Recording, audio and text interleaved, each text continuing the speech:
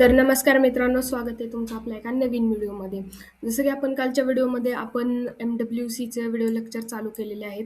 ज्यात आपण युनिट 1 मधील 1.2 आणि 1.1 आणि 1.2 पाहिलेले आहेत.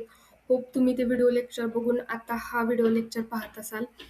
आपण 1 बाय 1 चालू केलेलं आहे. तर आजच्या व्हिडिओमध्ये आपण काय पाहणार आहे? तर आजच्या व्हिडिओमध्ये आपण 1.3 पाहणार आहे. ज्यात आपण सेल्युलर फंडामेंटल्स काही पाहणार आहे. तर आपण चालू करूया. तर आपण जसं की म्हणलं सेल्युलर फंडामेंटल हा कन्सेप्ट आपण पाहणार आहे. तर सेल्युलर फंडामेंटल कन्सेप्ट्स काय काय आहेत?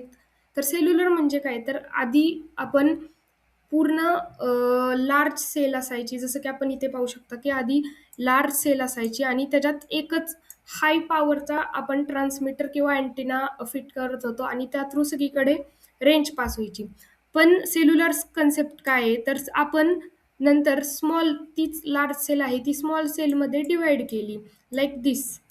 आणि त्याच्यात लो पॉवर ट्रान्समीटर आपण तिथं जोडला, लो पॉवर अँटिना आपण तिथं जोडलेला आहे.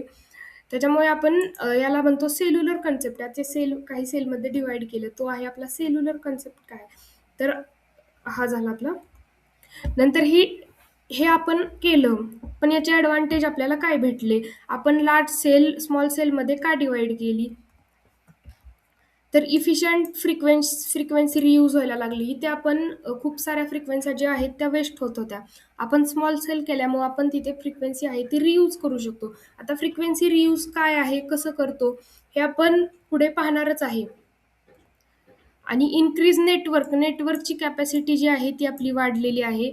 ट्रान्समिशन पॉवर जी आहे तिथं आपण इथे लो ट्रान्समिशन पॉवर यूज करायला लागलो आहे. बेटर कव्हरेज आहे. नंतर सर्व्हिस क्वालिटी बेटर आहे. सपोर्ट मोबिलिटी आहे. थ्रू हँड ऑफ आहे. आता हँड ऑफ काय हे पण आपण पाहणार आहे. सपोर्ट मोबिलिटी आहे. इझी नेटवर्क एक्सपान्शन आणि मेंटेनन्स आहे. इझिली आपण त्याचा मेंटेनन्स ठेवू शकतो किंवा एक्सपांड करू शकतो किंवा कमी पण करू शकतो, म्हणजेच स्केलेबल आहे. आता आपण पाहूया की सेल म्हणजे काय, हा पहिला कन्सेप्ट. जसं की आपण सिलेबसमध्ये पाहिलं असेल,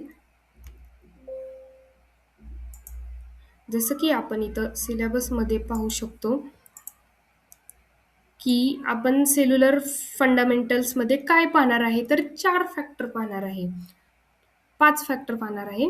पहिलं म्हणजे सेल, दुसरं म्हणजे सेलचं स्ट्रक्चर, तिसरं म्हणजे क्लस्टर, नंतर रियूज फॅक्टर आणि नंतर मिनिमम रियूज डिस्टन्स. ह्या 5 कन्सेप्ट आपण पाहणार आहे आजच्या व्हिडिओमध्ये. तर आता आपण पाहतोय की सेल काय आहे. Cell is the basic coverage area of cellular unit network served by one base station. It is the smallest geographical area in which mobile communication service are provided. तर हे काय आहे, तर आपण मगाशी पाहिलं की आपण ह्या स्मॉल सेल्समध्ये डिवाइड केली एक मोठी सेल. तर ज्या ह्या सेल आहेत, सेल म्हणजे काय, तुम्ही शॉर्ट डेफिनेशन काय लिहू शकता, तर बेसिक जिओग्राफिक युनिट आहे. ही सेल्युलर अख्खी कम्युनिकेशन सिस्टीम आहे. त्यातलं एक छोटं युनिट जे आहे ते आहे cell. The basic geographical unit of a cellular communication system is called the cell. जसं की आपल्या ह्युमन बॉडीमध्ये बेसिक युनिट आपलं काय आहे, तर बेसिक काय आहे, तर सेलपासून आपली बॉडी बनलेली आहे. तसंच बेसिक जिओग्राफिक युनिट म्हणजेच कम्युनिकेशनमधलं जे एक छोटं युनिट आहे ती आहे आपली सेल. ही डेफिनेशन करू शकता तुम्ही आणि ही डेफिनेशन करू शकता. आता ह्याचं एक्झाम्पल काय आहे, तर mobile tower cover a particular area.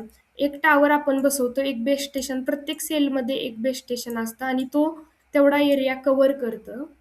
ते त्याचं एक्झाम्पल ते आहे सेल. आपली सेल आपण पाहिलेली आहे. नंतर आपण पाहत आहे सेल स्ट्रक्चर काय आहे. Cell structure represent a shape and arrangement of a cell in आता सेल स्ट्रक्चर काय आहे, तर सेल आपल्याला शो करतं, रिप्रेझेंट करतं त्याचा शेप आणि अरेंजमेंट सेलची कशी आहे त्या नेटवर्कमधली.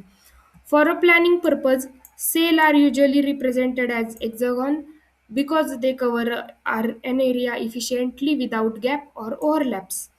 आता इथे आपण पाहू शकतो, आपण सेलचा शेप जो आहे तो हेक्झागॉन घेतलेला आहे. हेक्सागॉन आहे आपल्या प्रत्येक सेलचा शेप जो आहे तो. पहिल्यांदा आपण हेक्सागॉन का घेतला, तर आपण पहिल्यांदा सर्कल घेतला होता. पण सर्कलमध्ये ओव्हरलॅप होत होतं. जर ओव्हरलॅप नाही झालं तर गॅप राहत होता. ह्या कंडिशनमुळे जे इंटरफेअर्स आहे ते वाढत होतं, फ्रिक्वेन्सी मिक्स होत होत्या, इश्यू येत होते.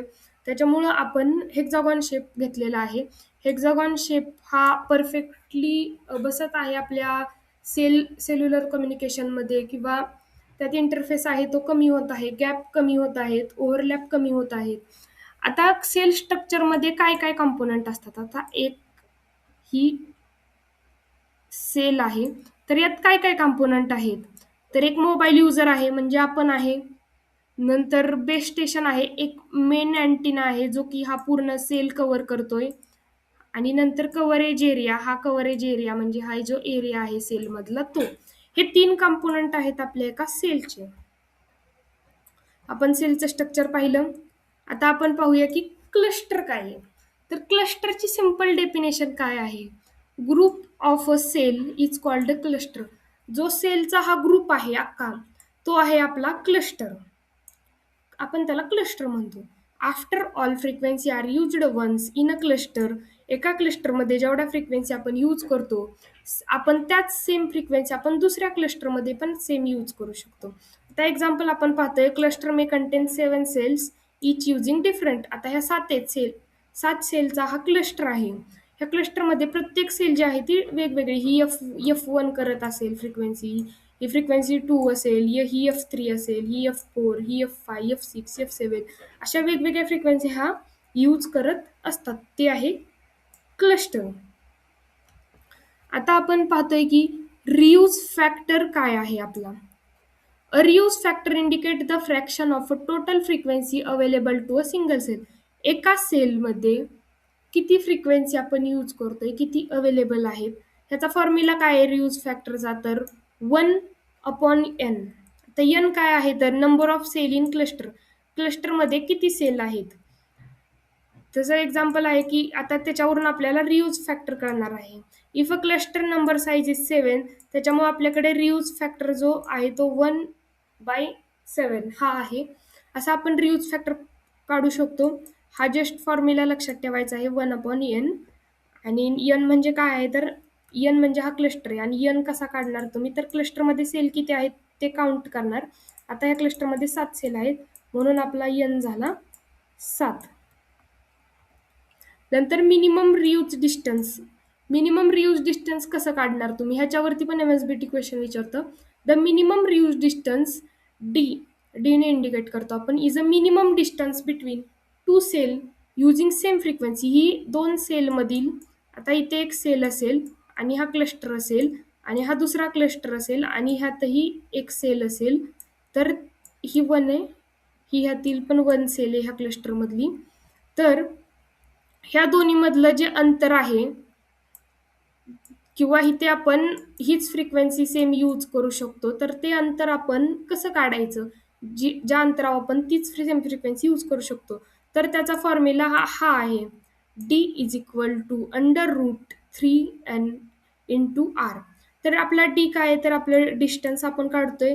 एन काय आहे, तर आपल्या क्लस्टरची साईज आहे. आणि आर आहे ती आपल्या सेलची रेडियस आहे.